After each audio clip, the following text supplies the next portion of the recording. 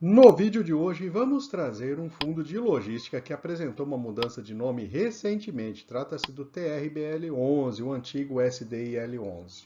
Vamos avaliar os seus principais resultados e também chamar a atenção para uma venda relevante que o fundo está fazendo em seu portfólio. Com isso, vamos ter uma redução importante da sua área bruta locável. Será que vai ser positivo ou negativo para o fundo? Confira em nosso vídeo. Aproveitando, gostaria de pedir a vocês para escreverem nos comentários se investem ou possuem algum fundo de logística e que acreditam que esse fundo vale a pena ser analisado aqui no canal. E se o vídeo ajudar em seus estudos, fique à vontade para curtir, compartilhar e se inscrever em nosso canal. E não se esqueça de clicar no sininho para receber a notificação de um novo vídeo.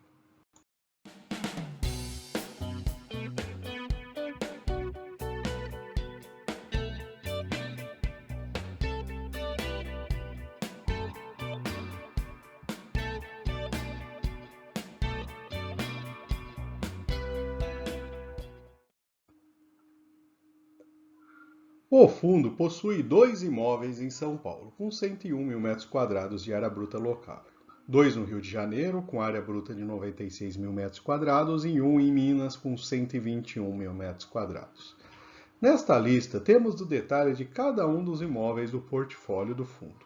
O foco do fundo são imóveis junto aos eixos de distribuição de mercadorias, também focando na estratégia de last mile, buscando imóveis a menos de 30 quilômetros das principais capitais e ativos de boa qualidade. Vamos falar um pouco de cada um dos imóveis. O multimodal em Duque de Caxias possui 40 mil metros quadrados e uma vacância de 4%. Essas são as fotos do imóvel. Então a gente tem uma ideia de como é que esse imóvel, né? O International Business Park também fica em Caxias, no Rio de Janeiro, com 52 mil metros quadrados. Chama a atenção que a sua receita é bem menor que o multimodal, mesmo tendo área maior. E essa é uma ideia do entorno desse galpão. Agora vamos falar de um fato relevante recente, divulgado há poucos dias pelo fundo. Ele está vendendo exatamente esses dois imóveis do Rio de Janeiro. A transação envolve 246 milhões de reais pelos dois imóveis. Agora vamos falar dos outros imóveis do fundo. A gente tem o One Park em Ribeirão Pires, São Paulo, com área bruta de 81 mil metros quadrados. Essa é uma foto desse imóvel. E o galpão Guarulhos, de menor porte, com 19 mil metros quadrados, fica em Guarulhos. E essa é uma foto do imóvel.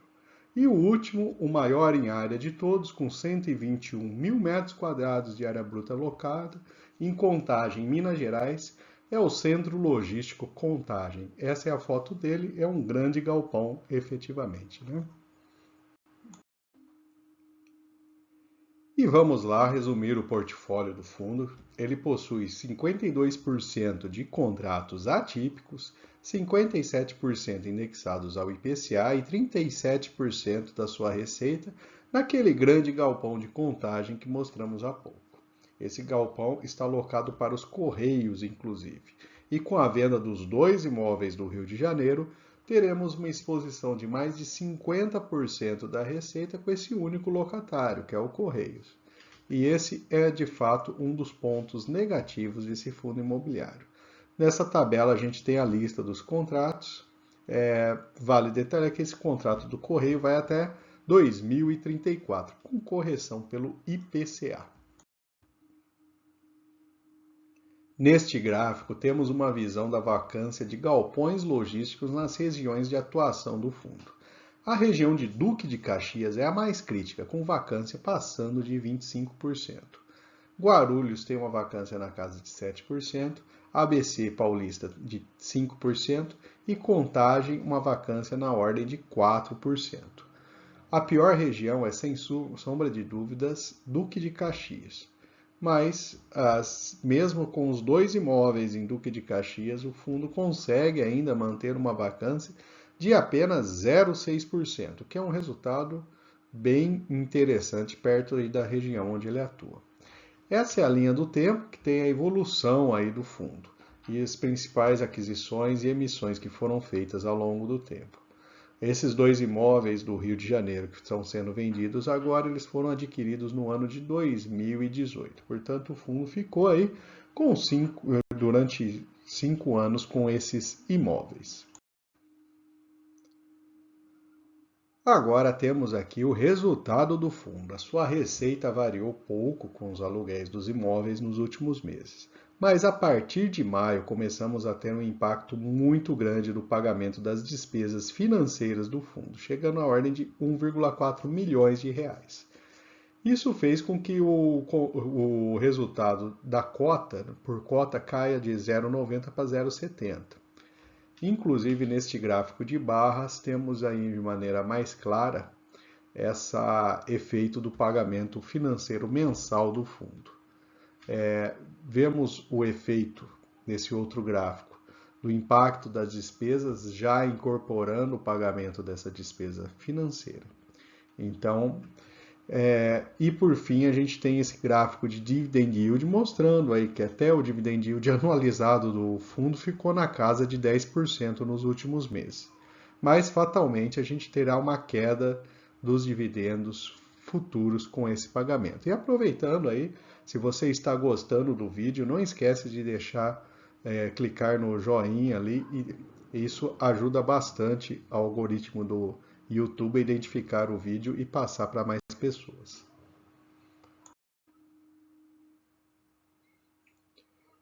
Olhando agora nesse outro gráfico, a gente percebe que julho já é o primeiro mês em que houve a queda no valor pago por cota, né, a distribuição do fundo. Entendemos que o fundo deve manter essa situação até pagar o CRI ou usar o volume financeiro da venda dos imóveis para novas aquisições. Nesta tabela, com uma visão um pouco mais longa, vemos que julho foi o mês em que houve de fato a queda dos dividendos na comparação anual. Então a gente vinha com um crescimento de 9,2%, uma queda de 1,3%. Né? Falando da dívida, a gente observa ali que trata-se de uma dívida na casa de 185 milhões de reais. No ano de 2025, o fundo tem um desembolso importante, na casa de 61 milhões de reais. E falando um pouco mais em detalhes dessas obrigações do fundo, a gente observa aí que são 45 milhões indexados a CDI mais 2% e o restante com IPCA mais 7,12%. Portanto, aí é a dívida que o fundo tem a pagar aí num horizonte próximo. Já o número de cotistas do fundo apresentou queda nos últimos meses, mas em compensação, sua liquidez até aumentou, como podemos ver nesse outro gráfico. Ou seja, mesmo com o número menor de cotistas, a gente tem um maior volume de cotas sendo negociados. Nesse último mês, tivemos aí mais de 1,2 milhões de liquidez média diária. Vendo seu histórico desde o início, a gente percebe que o fundo tem um desempenho total ligeiramente abaixo do IFIX, o que também não é um dado positivo. E agora vamos olhar aqui o TR-BL11 em comparação com outros fundos de logística da Bolsa. Temos de dividend yield, atualmente ele pega ainda aquele histórico dos meses pagando os dividendos sem o custo financeiro, né? Então ele está com o dividend yield mais elevado, sendo o segundo melhor da lista. Preço por valor patrimonial em 1,05, podemos dizer aí que está em linha em relação aí aos fundos um pouco mais altos. O crescimento do seu dividend yield em 3 anos foi de 11%. É um dado importante, mas estamos olhando o passado. É importante considerar aí que para os próximos meses o dividendo deve cair. A liquidez diária de 800 mil reais, então ele caiu um pouco nos últimos dias, mas é uma liquidez aí perto de um patamar interessante, mas bem mais baixa do que outros grandes fundos de logística. Ele está com 63 mil cotistas, o campeão é o HGLG com 378 mil, ele tem 1% em caixa, patrimônio na casa de 600 milhões de reais e a sua taxa de administração ela está numa faixa intermediária, tá? Em 0,84%, do seu valor de mercado. Analisando quem investiu há 1 ou 2 anos no fundo, a gente teve aí valorização positiva das cotas e também uma distribuição. Portanto, nas duas situações ficou bem acima da inflação. Neste gráfico a gente vê a evolução do valor da cota, então ele vinha numa tendência de valorização antes de 2020, depois caiu e tem ficado num patamar um pouco mais baixo de negociação.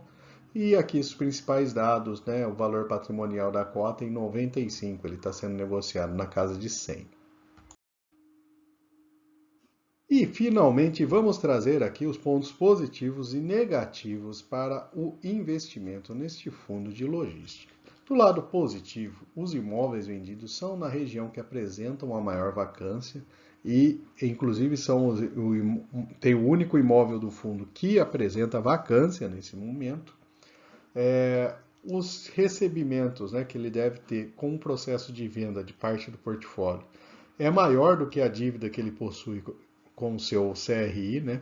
Então podemos olhar pelo lado positivo essa mudança no portfólio do fundo sair de uma região que está menos demandada em termos de logística, né, com alta vacância, para a região de Contagem, que é uma região com bom nível de vacância, uma região mais demandada para galpões logísticos. Então tem esse dado positivo, uma vez que ele vai receber o valor ali com a venda e deve ajudar no pagamento ali de parte da sua dívida. O dividend yield atualmente, né, ele é um dividendo interessante, vale a ressalva que ele deve cair nos próximos meses.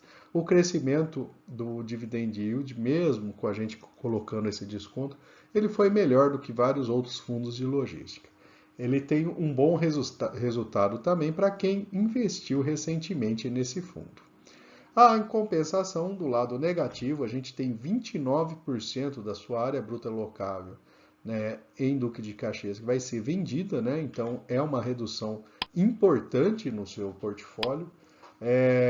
Com as vendas também teremos uma concentração maior em um único inquilino, os Correios, e devemos ter a queda nos resultados.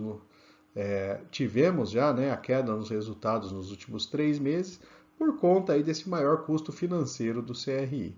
E a distribuição nos últimos meses, se a gente observar ali na tabelinha de distribuição, ela foi ligeiramente maior que o resultado, ou seja, ele queimou uma parte da gordura que ele tinha ali, né, de resultados acumulados. Então a gente deve ter revisão para baixo ali nos próximos meses, mantendo aí um patamar mais baixo do pagamento de dividendos por conta desse fundo. E por fim, eu vou deixar aqui uma lista de outras análises de fundos imobiliários e 2 recomendações de vídeo. Fique à vontade para consultar. Se não for inscrito, se inscreva em nosso canal.